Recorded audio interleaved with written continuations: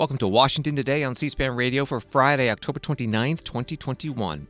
President Joe Biden starts his overseas trip in Rome, meeting with Pope Francis at the Vatican, talking about climate change and being a good Catholic, and meeting with the French President Emmanuel Macron about U.S.-French relations after France was recently left out of a U.S., United Kingdom, Australia trilateral security agreement, Biden calling the deal rollout clumsy. United Nations Secretary General Antonio Guterres previewing the G20 meeting of leaders of the world's top economies in Italy starting Saturday. Also, next week's climate conference in Scotland, saying distrust among nations is the greatest obstacle to progress.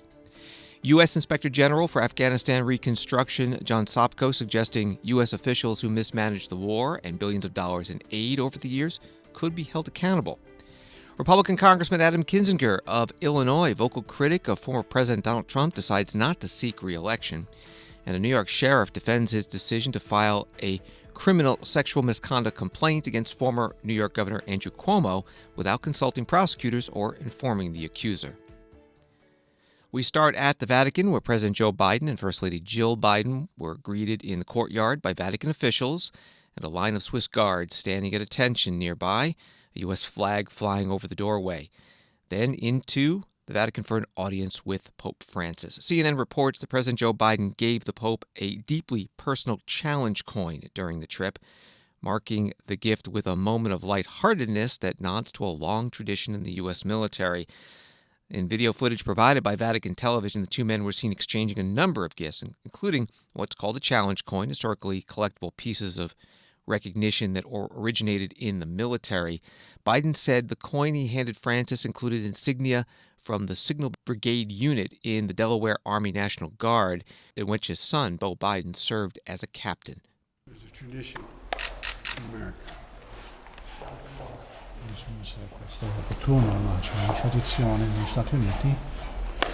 That the president has what is called a command coin. Il Presidente ha un comando, un'autorità di comando. That he gives to warriors and leaders. Che dà ai combattenti, ai leader. And you are the most significant warrior for peace I've ever met. Lei è il guerriero più forte per la pace che io abbia mai incontrato. And with your permission, I'd like to be able to give you a coin. E con il suo permesso vorrei offrire questa moneta. It has the U.S. seal on the front. Ha il sigillo degli Stati Uniti sulla parte. But what's different with this coin? Usually, La Casa Bianca. but I know my son would want me to give this to you because on the back of it, I have the state of Delaware, the 261st unit my son served with. E so che mio figlio sarebbe contento che gli do questo perché non c'è l'immagine della Casa Bianca ma dello Now Stato the di tradition Delaware. is, E la tradizione and I'm only kidding about this, è scherzo. if next time I see you, La you don't prossima have it, volta se lei non la you vede have to non buy ce the l'ha, drinks. allora lei deve offrirmi da bere. Now, I'm the only Irishman you've ever met who's never had a drink. Ma io sono l'unico irlandese che lei conosce che non ha mai bevuto in vita sua. Perché gli irlandesi hanno portato il whisky. I know that. Thank you. President Joe Biden with Pope Francis. The CNN article going on, Beau Biden, the president's son, died in 2015 at the age of 46 from brain cancer. And Joe Biden saw the Pope in the following months and is warmly recalled when Francis gathered with Biden's extended family, who were still grieving as he departed from the Philadelphia International Airport on his way out of the U.S. Biden has also said he corresponded with the Pope following Beau's death. More from the visit as President Biden talks about their age with a story about African-American baseball player Satchel Paige. He was a famous African-American baseball player in America. I know. Afroamericano. And he didn't get to play in the Major League Baseball until he was 45 years old because he was black. Non gli hanno permesso di giocare nella lega principale fino a che aveva 45 anni perché era nero. And he was a pitcher. E lui era quello che batteva la. And usually pitchers lose their arm when they're 35. In genere loro non hanno cominciato. He pitched to win on his 47th birthday. E invece The press walked in the locker room and said his name was Satchel Paige. Si chiamava Satchel Paige. Allora gli giornalisti sono andati nello spogliatoio. The commanding officer said, Satch, no one's ever pitched to win at age 47. How do you feel about pitching to win on your birthday? E tutti hanno detto, nessuno ci è mai riuscito a fare questo a 47 anni. Come ti senti averlo fatto il giorno del tuo compleanno? And he looked at me and said, boys, that's not how I look at age. I'm sorry, what is it? Boys, that's not how I look at age. Dice, ragazzi, non si guarda all'età. I look at it this way. How old would you be if you didn't know how old you were? Quanto vecchio saresti se tu non sapessi quanto vecchio sei? You're 65, I'm 60. Lei ha 65 anni e io ho God love 60. Thank you, thank you, thank you. Grazie signore. President Joe Biden with Pope Francis. Biden, by the way, is 78 years old, about to turn 79. Pope Francis is 84. The meeting between the two lasting about an hour and a half, also attending on the U.S. side, Secretary of State Antony Blinken and National Security Advisor Jake Sullivan.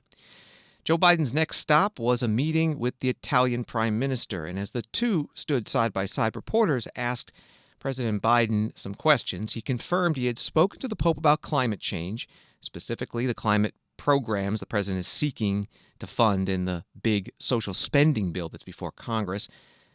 And the next question was, Mr. President, did the issue of abortion come up at all? Mr. President, did the issue of abortion come up at all? No, it didn't. It came up, we just talked about the fact that he was happy I was a good Catholic and I should keep receiving communion.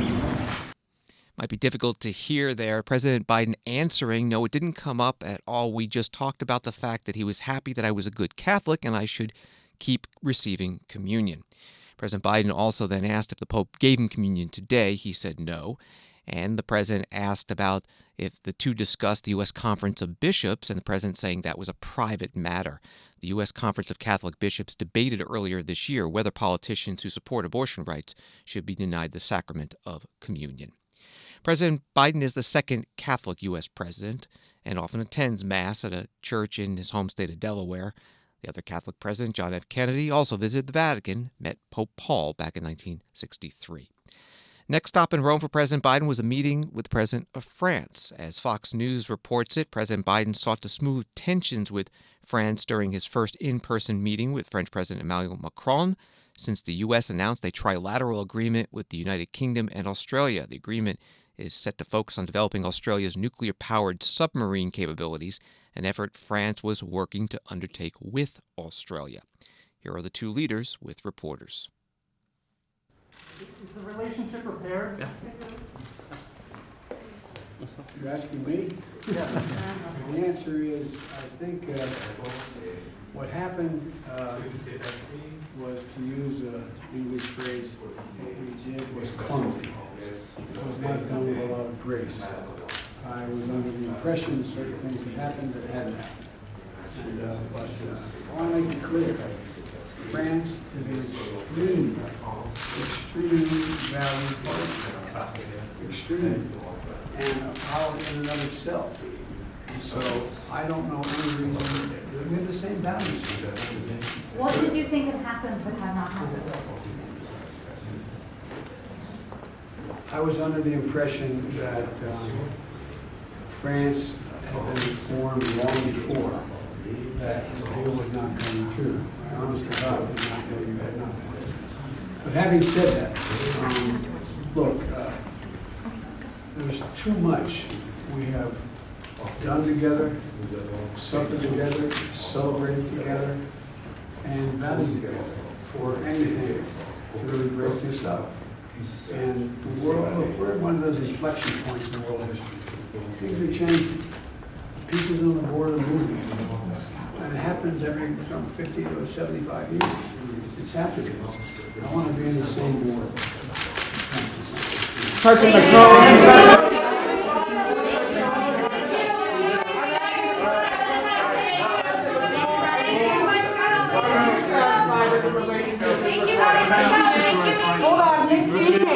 I think we clarified. Say that again, sir. We clarified together what we had to clarify. The U.S. was not the only party at stake, as President Trump said. And now what's important is precisely to be sure that such a situation will not be possible for our future. Stronger coordination, stronger cooperation. But for me what's important is that we built during the past weeks some very concrete actions in order to strengthen the partnership in Sahel, this clarification between what European defense means and how this is completely compatible with NATO, what European sovereignty means and how it is important for global security, and this is an extremely important clarification. Plus, we launched a series of cooperations, as I mentioned. So for me, what really matters now is what we will do together in the coming weeks, the coming months, the coming years. Great, thank you guys, thank you. Let's go. French President Emmanuel Macron and U.S. President Joe Biden meeting each other in Rome. Both are there for the G20 summit, which, according to that website, is the international forum that brings together the world's major economies. Its members account for more than 80% of world's GDP, 70% of global trade, and 60% of the population of the planet. Forum has met every year since 1999. Also in Rome for the G20 meeting, United Nations Secretary General Antonio Guterres, and he held his own news conference today discussing one of the major topics, climate change, since the UN Climate Summit starts next week in Glasgow, Scotland. On the eve of COP26 in Glasgow, all roads to success go through Rome. But let's be clear, there is a serious risk that Glasgow will not deliver. Several recent climate announcements might leave the impression of a rosier picture. Unfortunately, this is an illusion. The current nationally determined contributions, formal commitments by governments, still condemn the world to a calamitous 2.7-degree increase.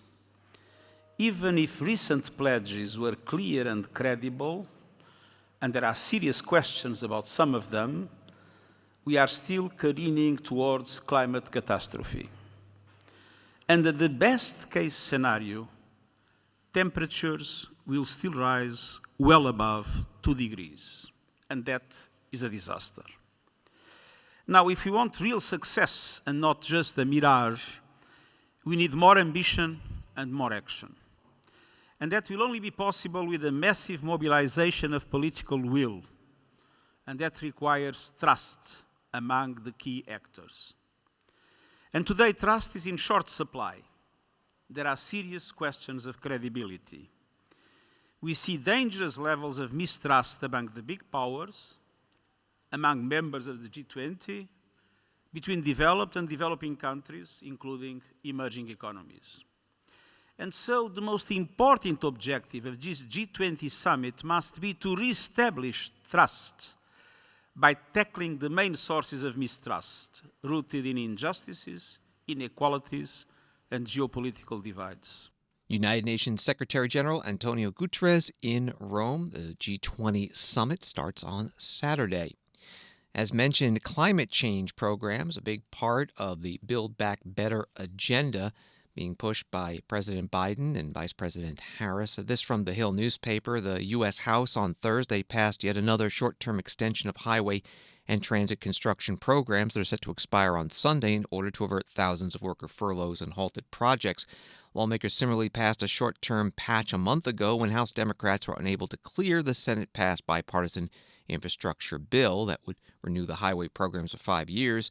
With House Democrats still split over strategy to pass both the bipartisan infrastructure bill and the social spending package, lawmakers punted on the infrastructure bill and instead passed the latest extension through December 3rd. Before adjourning Thursday, the Senate agreed that a highway funding extension would be deemed passed by unanimous consent.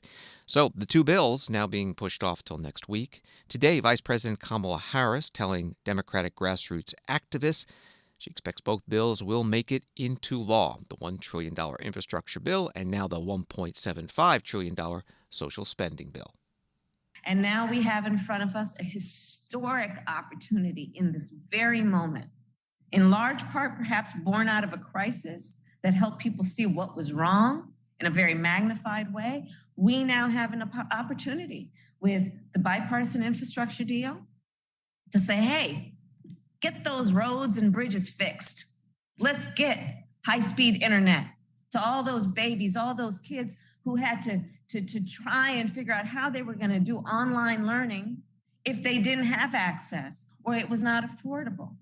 These kinds of things we are addressing with the bipartisan infrastructure deal. You all are helping to push it to where it is right now, and you're going to help us push it over the line. The Build Back Better agenda. Again, it's about childcare. It's about dealing with folks in what we call the sandwich generation, so many who are raising young children and also supporting and taking care of elderly relatives. This is the work that we are doing right now. And so I wanted to thank you for all you did to get us to this point. But you know, we're Democrats, so we thank you. And then we say, but we got a little bit more. We got to push a little harder. And so part of what I want to ask everybody is, in the spirit of all that you have done that has been so extraordinary, let's keep getting the word out to our neighbors, to those perfect strangers we might meet, but in their faces we see a neighbor. Let's continue to get the work out, the word about what we can do as a nation to build back better, to be better, to not be incremental, but to really meet this moment, understanding the opportunity that is within our grasp if we see it for what it is, on behalf of the people. Vice President Kamala Harris speaking to grassroots activists at an event hosted by the Democratic National Committee, a virtual program. From the Washington Times, Republicans moved Thursday to block a reported plan by the Biden administration to make $450,000 payments to illegal immigrants who were part of family separations during the Trump administration's zero-tolerance border policy. Wall Street Journal first reporting this, saying the payments are intended to compensate thousands of children and parents for trauma they suffered in the separations. Today on Fox News Channel, Republican Congressman James Comer of Kentucky asked about this plan. This is the dumbest thing I've ever heard, and the average American is going to be furious when they find out about this. This news was just breaking yesterday. Our phones were ringing off the hook. We were getting calls on this. People are mad. I mean, $450,000 for people who are here illegally, who've been separated. I mean, it's not our problem if people get separated. It's the priority. It should be the priority of the federal government to secure that southern border. Every decision Joe Biden's made since he's been president has made our border more open to illegals. And once again, Joe Biden prioritizes the rights of illegals over the rights of tax-paying working Americans. And it's just hard to imagine that a president would have this much disrespect for the rule of law. And our border problem is only going to get worse. I mean, if you're incentivizing people to come over here with ridiculous sums of money, I mean, we haven't seen anything yet. Congressman James Comer on Fox News Channel today. The American Civil Liberties Union, citing government figures, says about 5,500 children were separated at the U.S.-Mexico border over the course of the Donald Trump administration. Number of families eligible under a potential settlement, still under negotiation, according to Wall Street Journal reports, is expected to be smaller than that, but the government officials aren't sure how many will come forward. Total potential payout could be $1 billion or more. New York Times reporting today the Biden administration making another attempt to end a Trump-era immigration program that a court ordered be reinstated, offering a more detailed description about the benefits and costs of forcing some asylum seekers to wait in Mexico while their cases are pending. The Homeland Security Secretary Alejandro Mayorkas writing, "I've concluded there are inherent problems with the program and no amount of resources can sufficiently fix it." From the Chicago Tribune, six-term Republican U.S. Congressman Adam Kinzinger, an ardent opponent of former President Donald Trump and his continued leadership of the GOP, announced Friday he would not seek re-election. Kinzinger is one of 10 Republicans to vote to impeach Trump over the January 6th insurrection at the Capitol and one of 2 GOP members on the House Select Committee investigating the insurrection. Indicated he would be focusing on his One Country Political Action Committee, which is aimed at supporting opponents of the former president. That was from the Chicago Tribune. Kinzinger posting a video today. Dehumanizing each other has become the norm. We've taken it from social media to the streets. We've allowed leaders to reach power selling the false premise that strength comes from degrading others and dehumanizing those that look, act, or think differently than we do.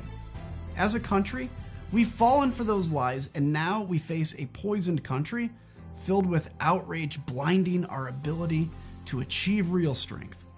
It has become increasingly obvious to me that as a country, we must unplug from the mistruths we've been fed. In Congress, I've witnessed how division is heavily rooted. There's little to no desire to bridge our differences, and unity is no longer a word we use. It has also become increasingly obvious to me that in order to break the narrative, I cannot focus on both a re-election to Congress and a broader fight nationwide. I want to make it clear, this isn't the end of my political future, but the beginning. Serving 6 terms in Congress has been an honor of a lifetime, yet it flew by in a flash. I went in as a single man, met the best woman ever, and now we're excited to welcome a baby boy in January. I have met amazing people and made fantastic friends that will last a lifetime. I stand in awe at the courage of the other 9 members in the House who voted to impeach a president of their own party, knowing it could be detrimental to their political career.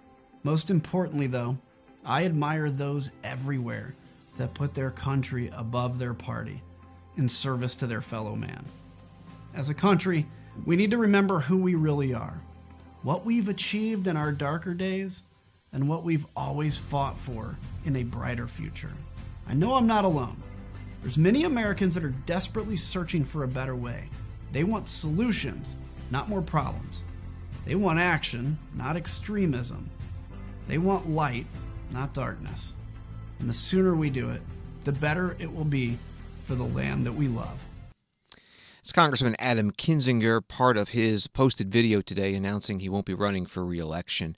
Former President Donald Trump putting out a statement through his political action committee that reads simply, 2 down, 8 to go, a reference to the 10 House Republicans who voted to impeach him. In addition to Adam Kinzinger retiring and not running again, Anthony Gonzalez of Ohio has also decided not to run again. Chicago Tribune also notes that Kinzinger's announcement came just hours after state legislators posted a new congressional map drawn by Illinois Democrats that put him into a new district with Trump supporting U.S. Representative Darren LaHood. Illinois losing a seat in the census and the redistricting, and so the 2 members of Congress would have to go against each other in the next election.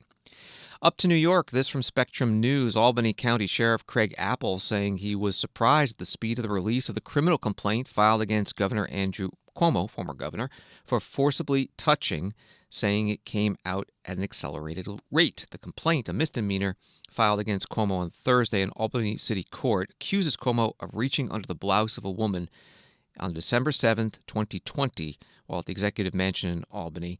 The city court issued a criminal summons for Cuomo to appear November 17th. Sheriff Apple held a news conference today. As you know, early August, we received a complaint, and a report was placed on file from a young woman who worked for the governor's office.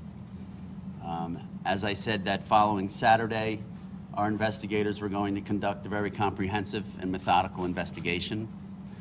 We were not going to be rushed, and we would not be delayed. So over the course of the nearly 4 months to follow that, we have done just that, a very comprehensive and methodical investigation. Our investigators have sifted through hundreds of documents, if not thousands, executed several search warrants, and interviewed numerous witnesses, including our victim.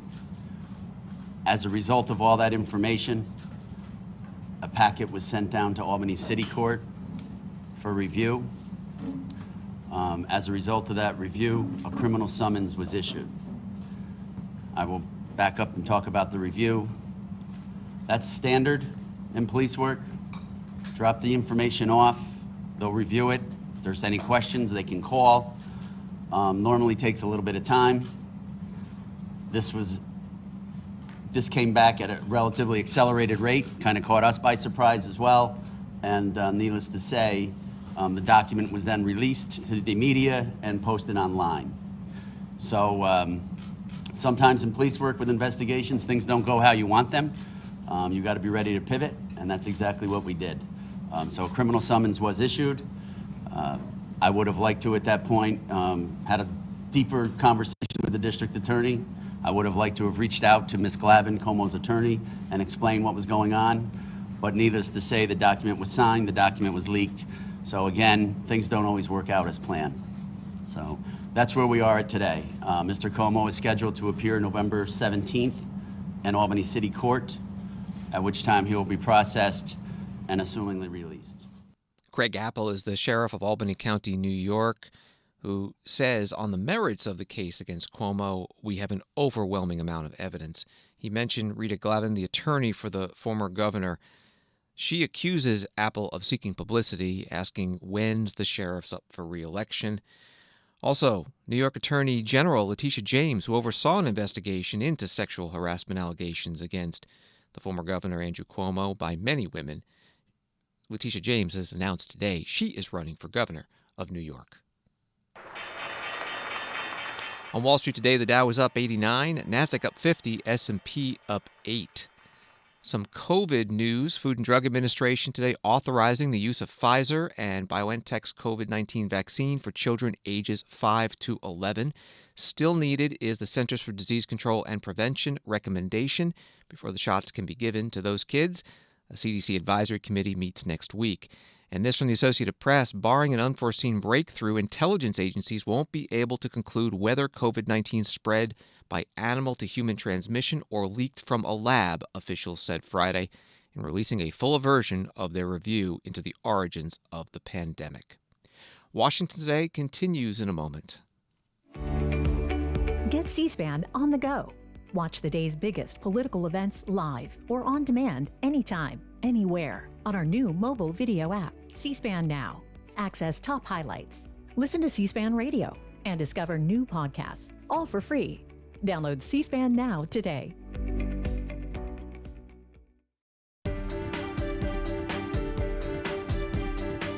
Welcome back to Washington Today, available as a podcast on the C-SPAN Now app and wherever you get your podcasts. Afghanistan's Taliban government, writes Reuters, is pressing for the release of billions of dollars of central bank reserves as the drought-stricken nation faces a cash crunch, mass starvation, and a new migration crisis. Afghanistan parked billions of dollars in assets overseas with the U.S. Federal Reserve and other central banks in Europe, but that money has been frozen since the Islamist Taliban ousted the Western-backed government in August. That was from Reuters. After the Taliban takeover, the U.S. Congress asked the U.S. Special Inspector General for Afghanistan Reconstruction, John Sopko, to look into what happened. A report out this week points to corruption and a lack of oversight as factors in the collapse of the Afghan government. Today, Sopko was asked what should happen to those in the U.S. responsible for the war and the aid to Afghanistan that might have been misused. Hi, Mike Bress with the Washington Examiner. Thanks for doing this. During your recent testimony on the Hill, you implored members of Congress to hold people accountable for the war. Given how you've already described today how there is such a decentralization, what does that look like, and who is there to hold accountable? Well, I think when you find a program that didn't work, you should bring up the person who pushed it and ask them, so explain why. When we get all of these records, and if it turns out, and I don't know if it will, but if it turns out that Ambassador so-and-so was getting information saying the Taliban are going to be at the gates tomorrow, and he doesn't convey that information, then I think we should ask Ambassador so-and-so, well, why didn't you? Or he did convey the information, and somebody up the chain never briefed the president. Or if people testified before Congress on Monday saying the sky is blue and we know it was black, they should be asked to explain why. Now, you all heard a lot of spin over the last 20 years. You know, how many times did we hear, one more year, we're turning the corner, we're turning the corner.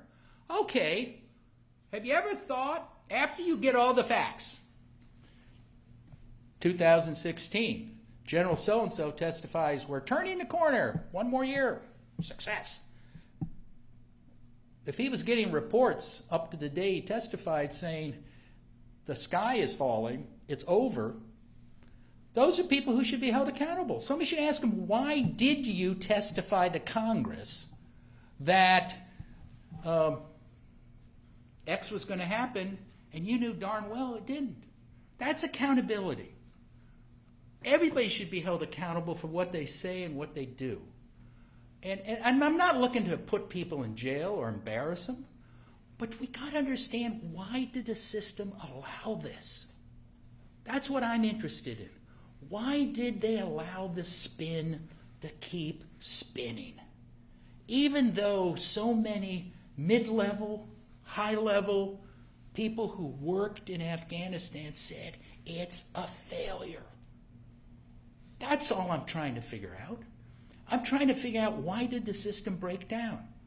You know, I don't know. Maybe the presidents have never been told the truth about Afghanistan. I don't know. I've never been in the room. I feel like a play on Hollywood, and, you know, who was in the room?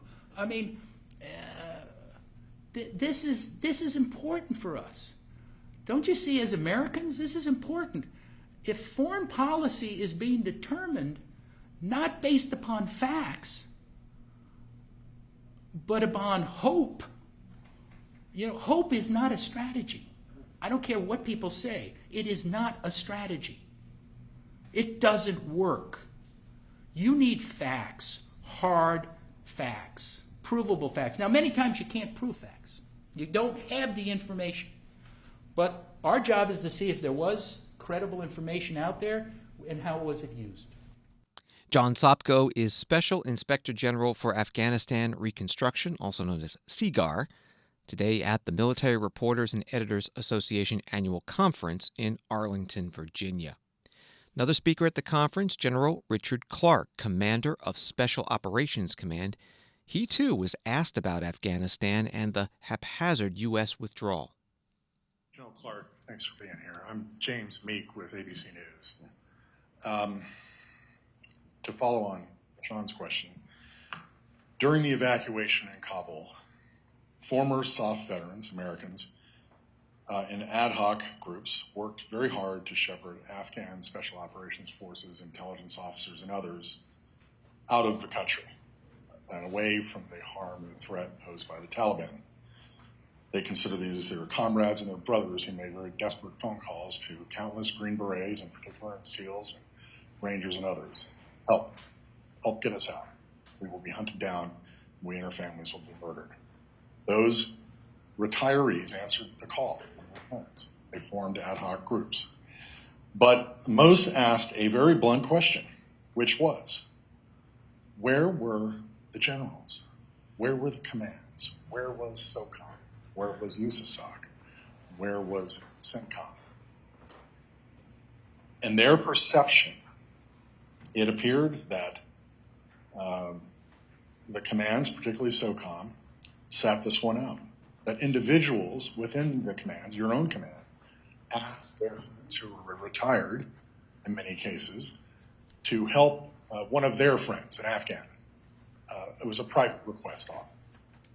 And people answered those calls too, and they did their best to help shepherd those folks. Those calls came from the Pentagon, they came from the White House, they came from, as I said, your command. So I guess my question is, why did they perceive that? What did your command do, if anything? And if not, why not? James. Thank you, sir. I can tell you, I personally answered hundreds of calls, hundreds of emails, and spoke to countless SOF leaders, retired, during that several weeks before. I am not aware of any, nor has anybody expressed to me personally, any disgruntled group. I'm not going to name the SOF generals, retired general officers that I spoke to, but I can tell you we made every effort to connect those that we work with, the American citizens, to the evacuation efforts that were going on during that time. And even to today, if I'm still getting cards and letters and emails referring me to individuals who are still there, and we will continue to work with the Department of State lead in this effort to get out the particular American citizens being the priority. But if there's opportunities to get others out that we work with, we will continue to work those issues. General Richard Clark is commander of Special Operations Command at the Military Reporters and Editors Association annual conference today in Arlington, Virginia. You can find the full video of that conference that we covered on the C-SPAN networks at our website, cspan.org.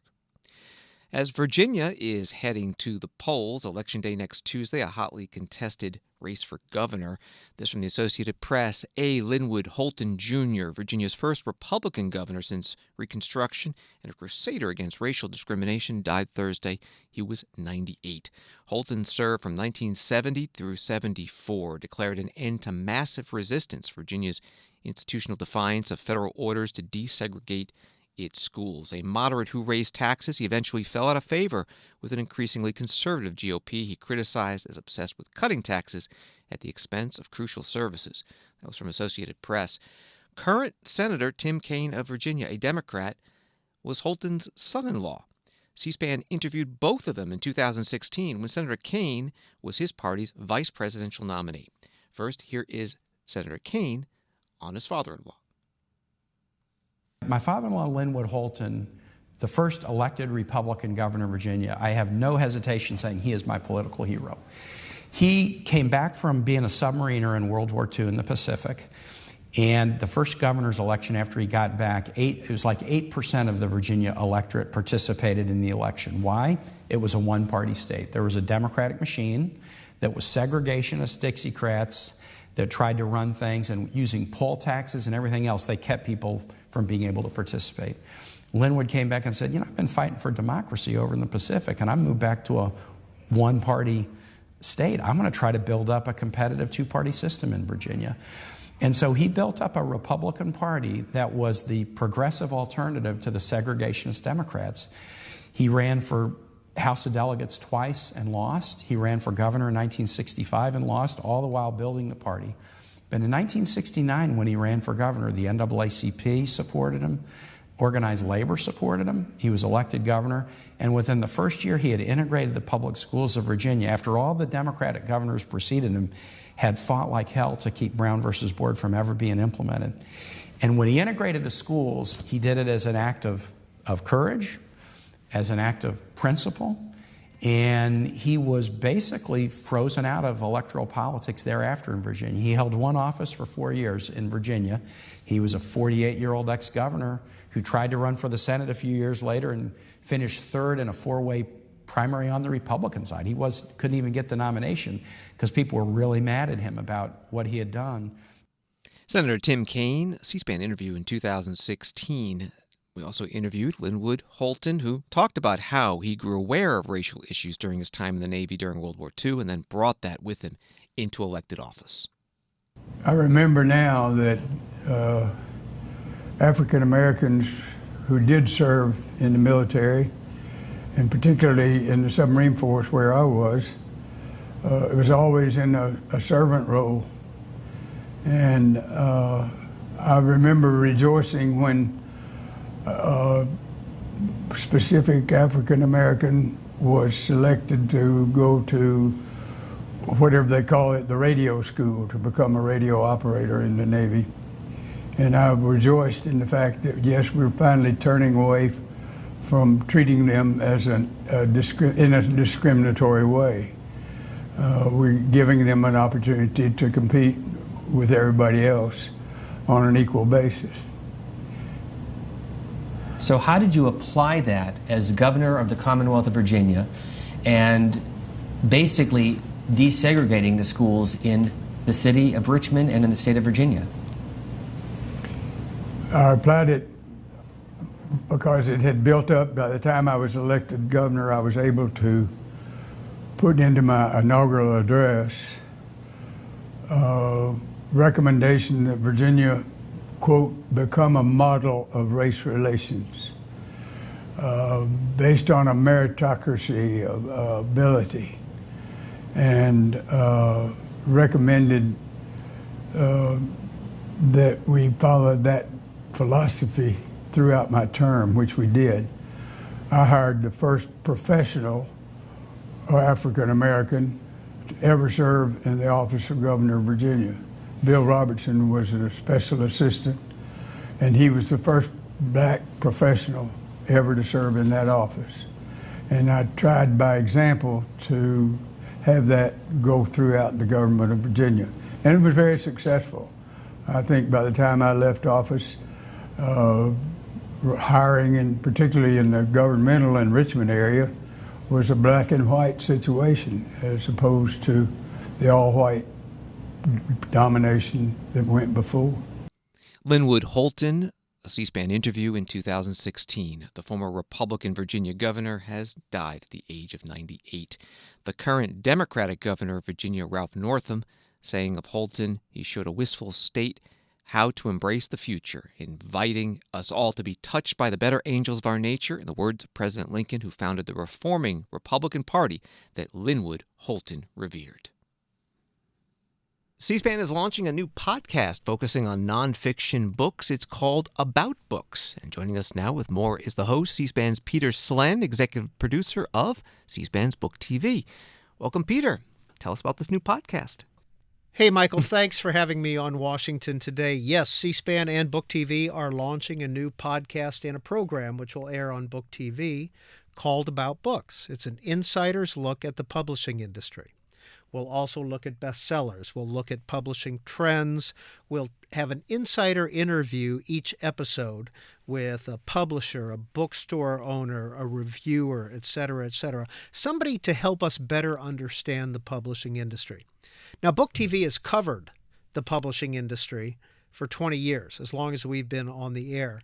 But this $130 billion business is multifaceted, and we're going to try to get a better understanding of what it takes to put a book together.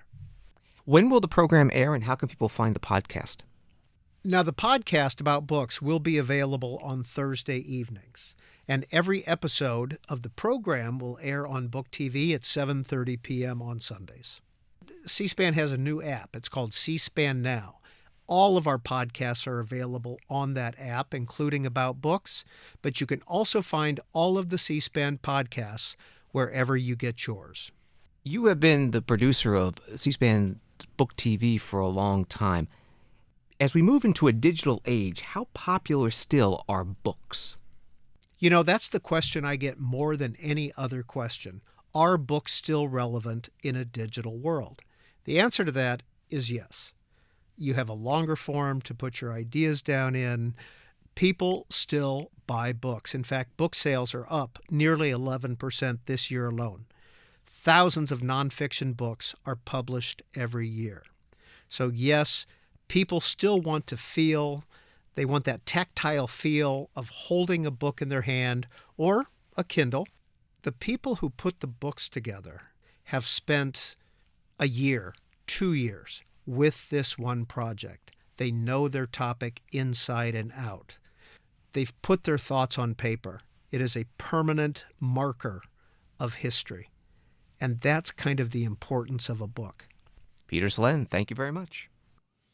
And again, About Books, you can find it on the C-SPAN Now app or wherever you get your podcasts. And thanks for listening to Washington Today. For more of Washington's top stories sent to your inbox every day, subscribe to C-SPAN's evening newsletter, word for word, at c-span.org/connect. Have a great night and weekend.